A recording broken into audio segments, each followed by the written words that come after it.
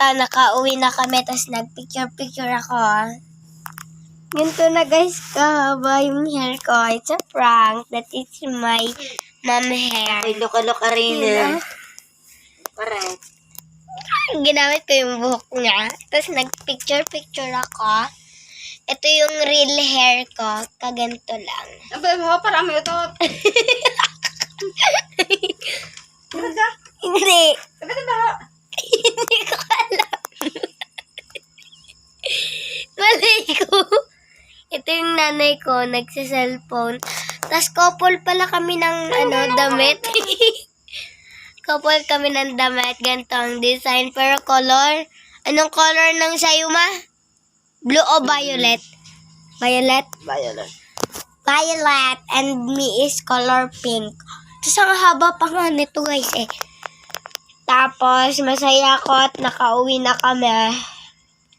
Alam nyo guys, hindi na ako nakapag-video. Hindi na din ako nakapag-picture.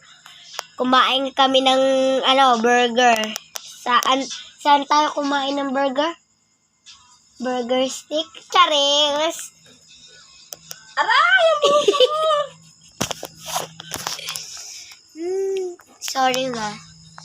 Tanggalin na natin yung hair. Ang init. Sabi, ni ang bias ko si Mika pero si Gwen na.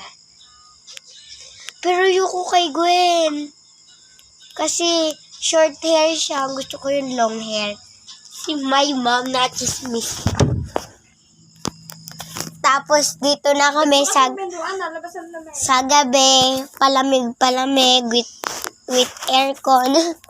Pero sa umaga nag-electric fan kami. Tapos papatayin namin yung ilaw, bubuhayin namin yung ilaw na color, wait lang ha, stop ko muna. So guys, pinapatay na ni mama yung ilaw. This is... Hindi ka na makakapag-vlog. Hindi, kita pa naman ako. Bakit asing? Tapos tabi kami ng mom ko, dito ako sa kabila. Dober share, there siya. Naman. Papain mo. Tapos, pak na pak. Chariyang.